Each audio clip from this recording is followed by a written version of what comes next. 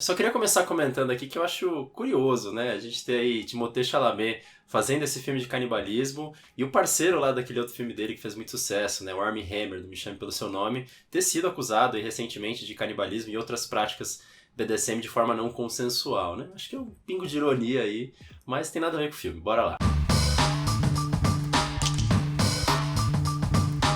Uma garota precisa lidar com o desejo de carne humana. Fugindo de tudo e de todos, ela encontra um garoto, também com as mesmas vontades, e começa a viver um romance canibal. Bom, Nathan, eu tenho que admitir que eu tava bastante animado pra ver esse filme, porque eu sou um fã do Luca Guadagnino. A última série que ele fez pra HBO, assim, conquistou meu coração, que ele fala sobre jovens, e ele fez mais um filme falando sobre isso, então isso já me chamou a atenção, já junto aí com um tema bastante polêmico, então eu pensei, olha, vem coisa boa aí, mas talvez o resultado não tenha sido como eu esperava.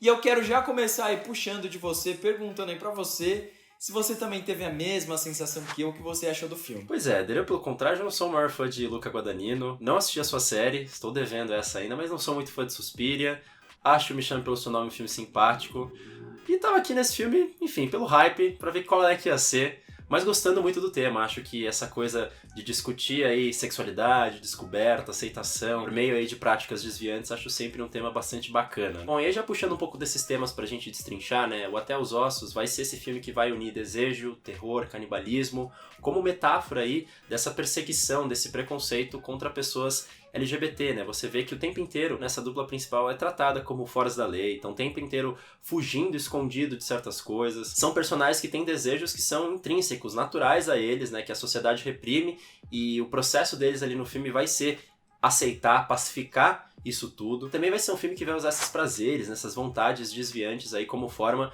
de descoberta sexual, descoberta amorosa. Você vê que em vários momentos do filme você tem diálogos, né, certas declarações dos personagens que se alinham muito bem a essas duas tendências que eu tô falando, né? Então, por exemplo, tem um momento que uma outra personagem vai chamar ali o Timothée Chalamet de bichinha por estar usando roupas ali um pouco espalhafatosas demais no julgamento dela. O próprio Timothée vai falar em certo momento ali pra parceira que seja lá o que eles tiverem, é uma coisa que precisa ser alimentada, que precisa ser cultivada. Então você vê que é um caldo perfeito, né? De uma narrativa queer por essência, de um coming of age, né? De aceitação dessa sexualidade ali aflorada. Eu diria até, se a gente pegar as referências mais contemporâneas, né? Que esse filme aqui acaba sendo meio que uma mistura do que a gente tinha ali naquele Raw, né? O Grave, da Julia Ducournau, que depois fez o Titane, da parte ali do canibalismo, a parte mais queer, que vale dizer também tem um pouquinho aí de coming of age, com essa coisa ali do Me Chame Pelo Seu Nome, dessa descoberta, desse sonho de uma noite de verão ali, com paisagens bonitas ao fundo do próprio Luca Guadagnino. Mas eu acho que isso aqui funciona muito melhor na teoria do que na prática, né? Especialmente essa parte queer,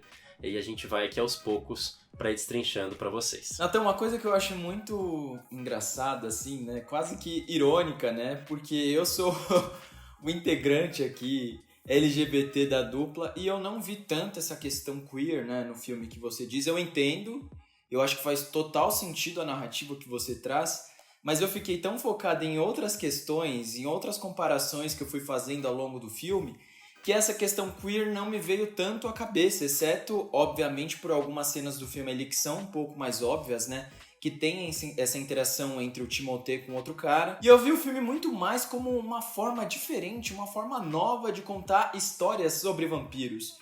E eu vou tentar explicar um pouco do porquê eu acho isso, né? Porque quando você olha aquela figura mítica do vampiro, né? Ele também é um humanoide, ele vive entre os humanos, mas ele precisa do sangue dos humanos para sobreviver. E são essas pessoas que tentam viver entre os humanos, às vezes interagem com outros humanos, têm os seus questionamentos de como tratar os humanos, de como conviver com eles, se matar humanos ou não, se é a melhor forma, se não é. E aqui nesse filme eu acabo vendo muito sobre isso, né? Porque ao mesmo tempo que esse casal, eles são figuras humanas, mas eles têm hábitos que são totalmente execráveis e eles são criminosos para a sociedade. Então eles têm quase essa fascinação pela carne, eles precisam comer essa carne, parece que para sobreviver, é um desejo insaciável que eles têm, e ao mesmo tempo que eles saciam essa vontade, saciam esse desejo, eles também vivem com a culpa. Eles vivem sempre como nômades, eles estão sempre se mudando, eles precisam sempre estar em novos locais Eles não têm tempo de criar laços com outras pessoas que não têm esses mesmos hábitos que ele, porque isso pode ser muito nocivo também para quem está ao lado deles. Então eu comecei a pensar muito nisso e fez muito sentido mais para eu ver como um filme de vampiros do que em si como um filme que fala da cultura LGBT, por mais que isso faça muito sentido também. Então, cara, é curioso você ter falado que viu um filme mais de vampiro, mas não necessariamente ali leituras queer, porque o vampirismo é um tropo muito queer, porque a gente tem essa figura marginal, né, essa figura de desejos, mais uma vez aí desviantes, uma figura que esbanja a sexualidade, tem essa coisa muito forte da conquista, que indifere ali do gênero, né, a vítima deles, é muito motivado por essa coisa de poder, né, de possuir. A gente tem muitos filmes aí na história do cinema com personagens vampirescos queer, então, pra mim, o que você acabou de dizer, eu acho que é mais um elemento aí que corrobora, talvez, essa visão mais queer que eu tenho aqui do filme. O problema aqui, pra mim, é que essa coisa queer aqui no filme aparece muito mais nas referências, nos temas que ele traz, do que, de fato, em como a gente expressa esse desejo ali em tela, né, porque ao contrário do que, por exemplo, eu citei aqui do Raw, ou de outros filmes de vampiro, ou mesmo queer que a gente tem no cinema, pra mim é um filme completamente dessexuado. Pra começar, porque toda a cena de afeto, de desejo que a gente tem ali no filme, que principalmente é expresso ali através de beijos, né, de selinhos, é completamente escondida ali do filme. Eu juro pra vocês que em determinado momento eu tava tão incrédulo, né, com a falta de desejo que aparece no filme, que eu comecei a contar quantos segundos tinha ali uma cena de beijo no filme. E eu contei, eram 4 segundos. Os dois ali se beijam, de repente a gente tá num corte já acontecendo uma outra situação. E são várias cenas que também são muito curtas nesse sentido. Bom, mas aí pra dar mais uma chance pro filme eu comecei a pensar, bom, talvez ali seja só porque é um selinho, né, uma coisa mais vanilla, né, a gente tá num filme aí que lida com sexualidades desviantes, a coisa aí com um pouco mais de BDSM, talvez quando a gente for pra essas outras práticas, a gente vai ver o desejo mais pulsante ali em tela. Só que quando vem aí a cena de canibalismo, eu acho ainda pior, né, porque a gente tem esse filme aí de 2 horas, só que por grande parte ali da duração, né, com exceção ali do finalzinho, a gente tem cenas dessa sanguinolência ali, que são sempre filmadas meio desfocadas, meio de longe, com um corte meio estranho, meio que tentando esconder o que está acontecendo. A sensação que eu tenho quando ele toma essa decisão é que o filme julga meio como errado, ou tem uma certa vergonha de mostrar que para essa metáfora LGBT, essa coisa de ostentar esses desejos, ostentar tudo isso da sexualidade que eles têm ali a oferecer, me parece um pouco contraditório. Só que, mais uma vez, vou lá eu e falo assim, bom, vamos dar mais uma chance. Eu acho que, como a gente está tratando também de um filme de coming of age, né, dessa aceitação, eu acho que vai ser um caminho tortuoso, né, de como a gente, num primeiro momento, não aceita muito bem o que está acontecendo, para ali no final a gente ter um banho de sangue que sacramentaria, né, essa transformação, essa aceitação, essa pacificação com a natureza dos personagens. E aqui vale um alerta de spoiler, né, então se você não viu o filme, vocês podem pular aqui pro tempo indicado, como de fato acontece ali na cena final, que é de longe a minha favorita, né, com toda aquela sangaiada, né, um de fato comendo o outro ali, literalmente, mas a gente também pode levar para essas camadas sexuais, essas camadas de afeto, e a gente vê de fato que tem dor e paixão naquele ato da protagonista comer o mocinho. Mas, depois de 2 horas de filme, sendo essa a única cena em que isso acontece, eu vejo também como um problema. Porque o resto do filme ele é bem limpo, né? Ele é bem pudico, né? Ele tem todas aquelas cenas de fundo lá que parecem fotos de Instagram, com aquelas paisagens, né? Por todos esses cenários dos Estados Unidos que eles passam. A própria figura do Timothée Chalamet, né? Que acho que o filme fica meio encantado, né? Com essa beleza dele, quase angelical que tem ali em torno. Não sei, pra mim acho que é um pouco higienizado, um pouco vanilla demais, né? Pra tudo isso que tá sendo discutido na camada de temas, né? Mas principalmente o que me incomoda nessa abordagem é a caracterização do personagem do Sully, né, que é interpretado pelo Mark Rylance aqui no filme, que pra mim acaba sendo ali o personagem mais próximo, talvez, desse queer raiz que a gente tem no filme, né, porque é um personagem que o tempo inteiro esbanja, né, os desejos que ele tem, fala com a maior naturalidade possível. Tem pra mim ali o diálogo que é mais conveniente com toda essa discussão que tá tendo ali, que é quando o personagem encontra ali a protagonista mais pra frente, quando ele já tá perseguindo ali numa cena meio de stalker, e aí ele comenta que deixou ali o lado do banco dela com sangue, né, secar, né, pensando nela, né, que acho que carrega todo esse imaginário ali de sexualidade e de desejo, mas que o filme ali trata como o grande creep, né, de toda a história. Eu entendo que tem ali uma relação não consensual, né, na abordagem que ele tem ali com esses desejos dele, mas eu acho que como talvez a expressão mais forte, né, queer que a gente tem ali no filme, eu acho que aí por associação, né, os desejos que ele representam também acabam soando creepy, né? Que aí eu acho que é mais uma contradição que o filme apresenta. Então eu acho que para um filme ali que lida muito com essa questão dos desvios, com essa questão da aceitação, ele segue uma cartilha que parece o tempo inteiro fugir de debater de fato esteticamente, né, todos esses temas que ele tá ali trazendo. Assim, Nathan, tem toda essa questão, né, dos filmes de vampiros serem considerados filmes queer. Eu entendo a associação que você faz, eu acho que ela realmente, de fato, ela tem muito sentido. E é engraçado que o personagem do Sully que você citou, eu acho ele o pior, assim, pra mim, do filme. Eu acho ele caricato demais. Eu acho que ele acaba destoando muito de todo o resto dos personagens. Eu acho que as falas dele também, elas me soam muito artificiais. Então eu tenho que admitir que é um personagem que eu não gosto desde o momento em que ele foi apresentado ali.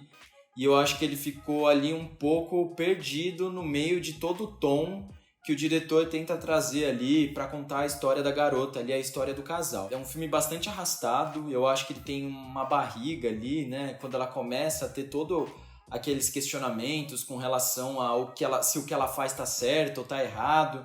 E todo esse embate dela de aceitar a existência dela, de aceitar esse instinto que ela possui, que socialmente seria execrável, e como essa relação entre o casal se constrói, eu acho tudo muito um pouco chato, assim, porque vai, volta, aí ela uma hora quer ficar com ele, outra hora não quer.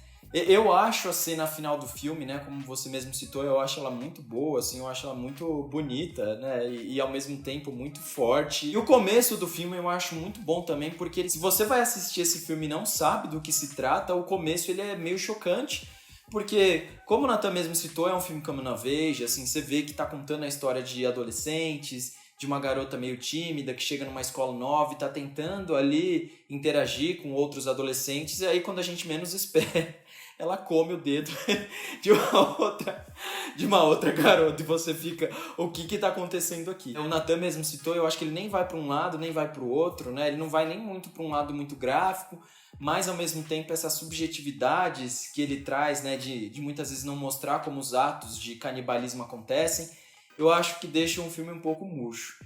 Então, assim, é aquele filme que pra mim ficou no meio termo, pra mim é um filme um tanto quanto esquecível. Olha aí, Éder, apesar da gente concordar e não achar exatamente o filme muito interessante, acho que a gente viu filmes diferentes aqui, porque pra mim as minhas cenas favoritas são quando justamente entra o Mark Rylance. Eu acho que toda vez que ele tá no filme, o filme cresce, que entra em mais essa coisa do desejo sem a vergonha de ser o que é, né? Até mesmo o que você comentou do filme ser arrastado, isso também não me incomoda. Eu acho que até gosto dessa naturalidade que a gente dá a essas personagens desviantes, mas eu acho que falta muito do impacto da coisa um pouco mais crua, brutal, nessas cenas em que pediam coisas nesse sentido aí de canibalismo. Apesar das nossas discordâncias aí, acho que a gente se alinha em dizer que o filme, acho que ele não acaba agradando nem o pessoal que tem um gosto mais tradicional, o pessoal ali dessas premiações, como também o pessoal que consome esse tipo de cinema com figuras, sexualidade, desejos mais desviantes. Ele fica meio que tentando navegar nos dois mundos e eu acho que ele acaba não conseguindo abraçar nenhum deles dois direito. E pra encerrar aqui o vídeo, eu acho que, né, eu tô falando que esse filme se apropria de várias referências desse cinema queer, né? O próprio Éder comentou do vampirismo. Eu acho que também tem uma outra coisa que é um tropo muito forte no cinema queer, que é essa coisa do road movie, né? A gente tem esse filme que o tempo inteiro vai passando por vários estados dos Estados Unidos, a gente tem até as cartelas ali indicando em qual lugar a gente tá exatamente, que é uma coisa muito forte desses personagens que normalmente estão à margem, desses personagens que pegam a estrada em busca de alguma coisa que não sabem exatamente direito, mas que sabem que não é onde eles estavam antes que eles iam encontrar, essa coisa da liberdade, né, que a estrada proporciona, ou seja, né, dessa fuga, dessa libertação, dessa procura em relação ao que ficou para trás. É um tropo muito forte, né, que inclusive é estudado na academia, né, o meu acadêmico aqui de chaveirinho, que eu sempre cito aqui, o Henrique Rodrigues Marques, inclusive tem um texto sobre isso, vou deixar aqui linkado na descrição para vocês procurarem, caso vocês queiram conhecer um pouco mais dessa discussão, mas que, como eu disse, né, é um filme que se pretende queer, né? Tem todas essas referências, que tem todo esse imaginário, mas que pra mim a sensação é que o tempo inteiro ele tem meio dedos, né, pra assumir que de fato é. Então acho que ele acaba se apropriando disso tudo, mas sem dar muito valor, sem qualificar tudo isso que ele tá usando. Então é isso, mas se a gente teve aqui um filme que a gente achou meia boca, Essa parte aqui nunca é meia boca nesse canal, porque eu vim te recomendar e só tem as melhores, as mais tops dicas sobre cinema e audiovisual, e eu tenho certeza que o Natan mais uma vez aí vai nos agraciar. Bom, meu 20 recomendar de hoje pode ser tanto o texto que eu acabei de deixar de referência aqui pra vocês, mas eu acho que o cinema ele tá recheado de filmes sobre canibalismo, né? Acho que talvez o exemplar mais claro disso tudo seja os filmes de zumbis, mas acho que a prática parece muito além, né, desses tipos de filme. E eu tava meio que dando uma fuxicada, né, no Letterboxd pra ver listas de filmes de canibalismo pra vocês. Eu achei umas listas interessantes, né, que tem desde filmes claramente B até uns filmes que são um pouco mais, entre aspas, artísticos aí, ou outros filmes que tem essa discussão de sexualidade um pouco mais ali na dianteira, né, e eu deixei aqui também na descrição pra vocês buscarem, caso vocês queiram aí ter dias deliciosos, sanguinolentos, enfim, né? Coisas doidas aí pra você que, como eu, imagino que Éder também, não praticam aí coisas com canibalismo, tá certo? Bom, e mais uma vez eu sempre tenho que dizer isso, é importante ressaltar. Muito obrigado para vocês que chegaram até aqui e acompanharam a nossa crítica. Não se esqueçam de curtir, de compartilhar, de comentar, ajuda o youtuber emergente para que a gente possa cada vez mais entregar conteúdo de qualidade para vocês, tá bom? Então espero que vocês tenham gostado desse vídeo, contem o que vocês acharam do filme. Muito obrigado, até a próxima, um grande beijo aqui, ó, e tchau!